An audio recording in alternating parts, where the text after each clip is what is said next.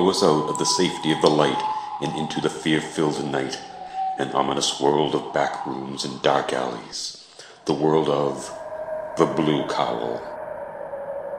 Tonight's adventure, the case of the nasty soul.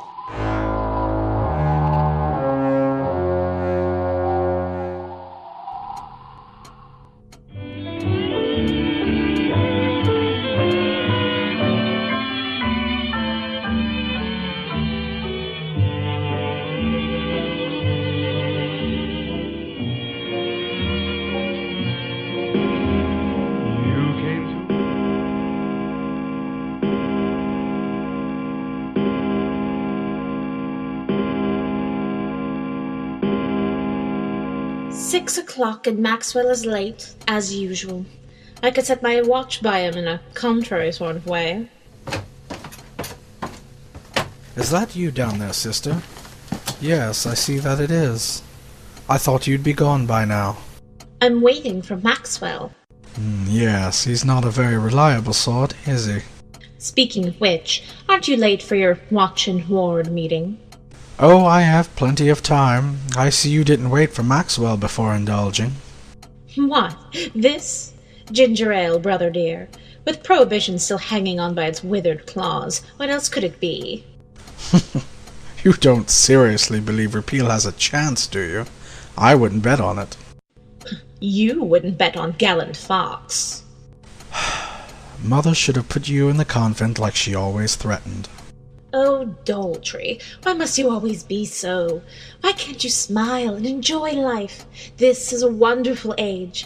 The world's tallest building is being built. Airships are filling the skies. A new planet has been discovered in the heavens. The future is here, now." Your Bolshevik future is about to be. "There's Maxwell, thank goodness." Please, allow me. Ah, Maxwell. Do come in. Good evening, Daltrey, old boy. Ban any good books lately? Noreen, darling, sorry I'm late. "Actually, your timing is impeccable." Sorry to leave you two without a chaperone, but it seems I'm late after all. Was it something I said? "You interrupted his speech, darling." Oh dear, he didn't call you a Bolshevik again, did he? "I'm afraid so. If it's not watch and ward, it's that Buns chapter thing." Your Daltrey has fine taste in friends. "Enough about my dear brother. What are our plans for the evening?" First, we'll be seeing All Quiet on the Western Front over at the Grand in Dorchester, before Daltrey and his friends shut it down. And then a quiet dinner at the Ritz. "Hot socks! I'll get my coat."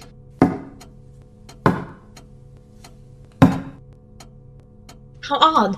I'm not expecting anyone." I'll see who it is. Hello? Good heavens! "Mrs. Fenner! Maxwell! It's Mrs. Fenner from across the street." Her throat's been cut! Telephone the police, quickly! Mrs. Fenner, who did this to you? Daltrey. Oh, Daltrey. He's already left. Mrs. Fenner, tell me, who did this? Nasty soul.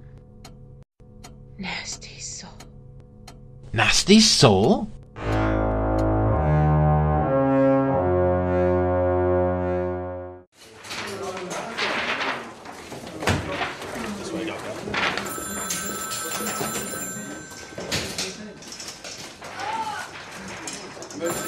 They've been in surgery for an hour. I can't take it anymore. Steady, Mr. Fenner. Your wife is being cared for by the finest surgeons in Boston. Oh, if only I had been at home. Stupid watch meeting. "But surely there's nothing you could have done." Thank you. Thank you both for staying with me. "Well, that's what neighbors are for." Yes, yes. Harriet loves you, Noreen. She ran straight to you when the burglar attacked her. No, I don't think she was attacked at home. What do you mean? She was dressed in coat, hat, and shoes. I think she was coming over to meet Daltrey. They were probably going to watch and ward together. Tonight? There was a meeting last night. "Look, Maxwell, here's the doctor." Oh. How is she, Doctor? I'm sorry, Mr. Fenner. We did everything we could. Oh no.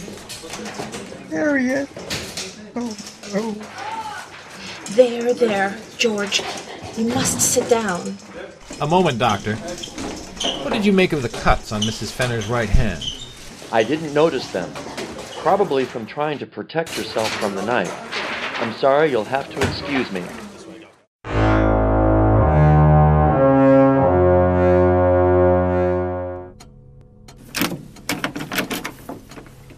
Oh, what a perfectly dreadful night.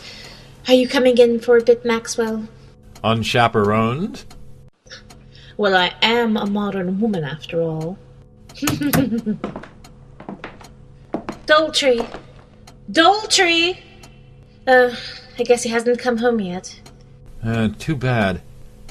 I'm curious as to why he was really meeting Mrs. Fenner. Oh, Maxwell, you don't think.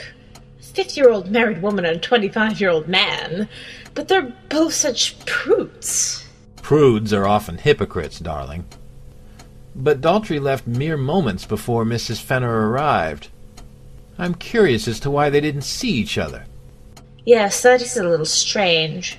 And I'm curious as to the cause of the cuts on her right hand. But the doctor said... These weren't caused by the same weapon, darling. They were thin and long and regular, like paper cuts, as if a sheaf of paper had been ripped from her hand. By the killer? Yes, by the nasty soul. Nasty soul? Those were her last words. I asked her who had done it, and she said, a nasty soul. That's an odd turn of phrase, even from Mrs. Fenner. Isn't it, though? Let me think. She asked for Daltrey, and then she... But what if she wasn't asking for Daltrey? Oh dear. Are you thinking what I'm thinking? What are you thinking, darling? That Mrs. Fenner was killed because she was a witness to Daltrey being kidnapped. Yes. That's exactly my theory, darling. But our first step is to find out where Daltrey really went tonight. To a Bund meeting, perhaps. But why would he lie? I don't know, but that's a good place to start. Do you know where they hold their meetings? At the warehouse in Neponset, by the river. The one that Daltrey leases from Mrs. Fenner for his import business. All right. You wait here until I get back. I want to go. No, Noreen. There may be danger. In fact, I think I'll be sending my old friend, the Blue Cowl.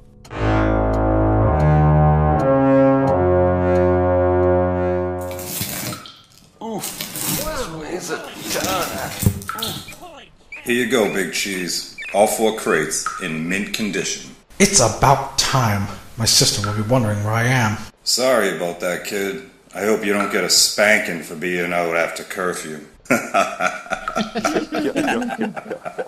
Never mind that. Just open this crate. I want to see the merchandise for myself. You heard the man, fellas. Open it up. Shake a leg.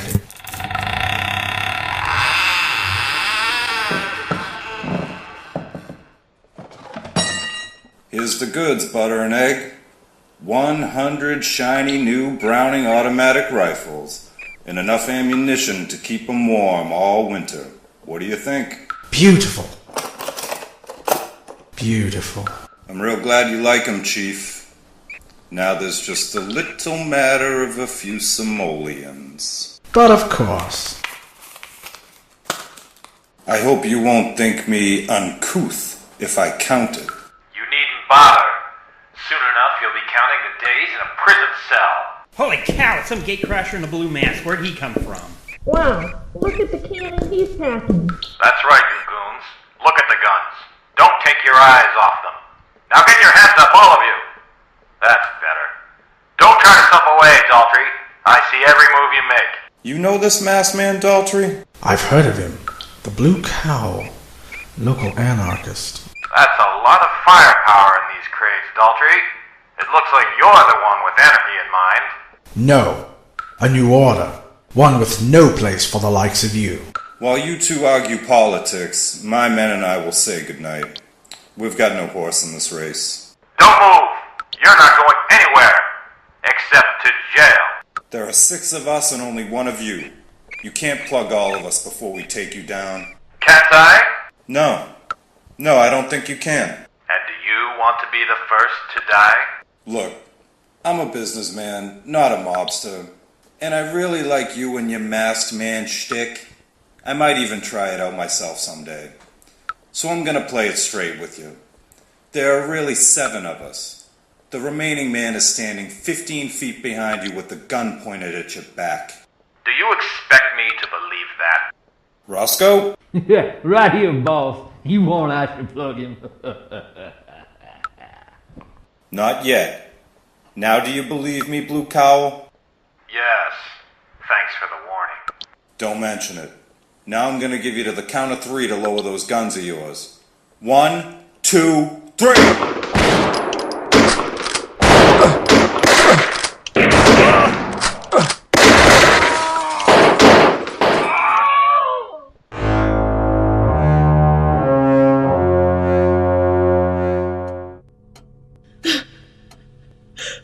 I don't believe it. I just don't believe it.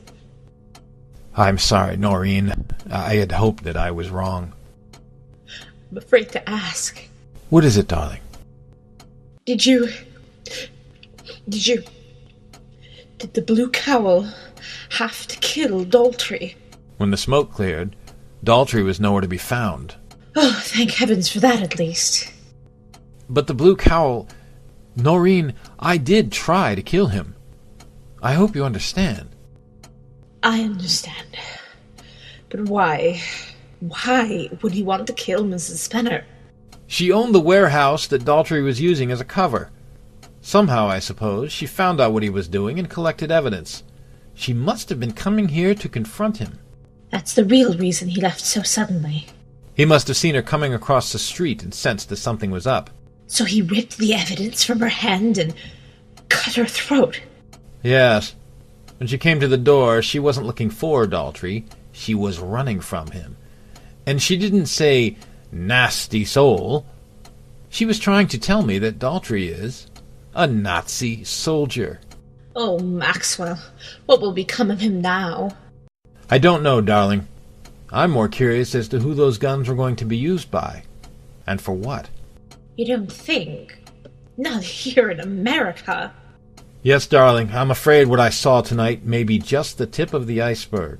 Oh, darling, I knew that Daltrey was a prude and a snob, but I never knew he was pure evil. Hatred is a disease, Noreen. And, like any disease, it can strike anywhere at any time. And, like any disease, if left unchecked, it can become a plague.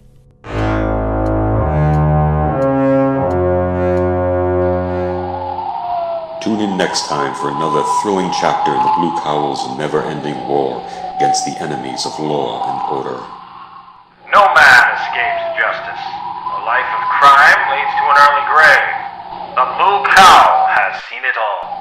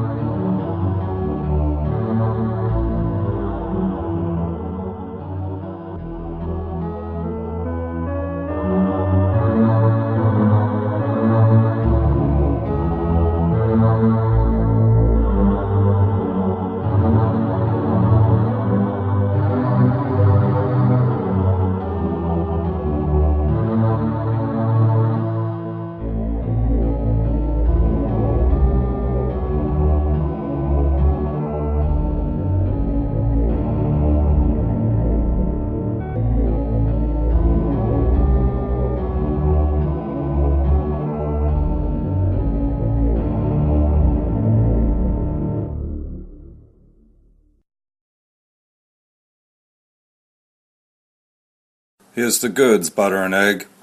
100 shiny new Browning automatic rifles and enough ammunition.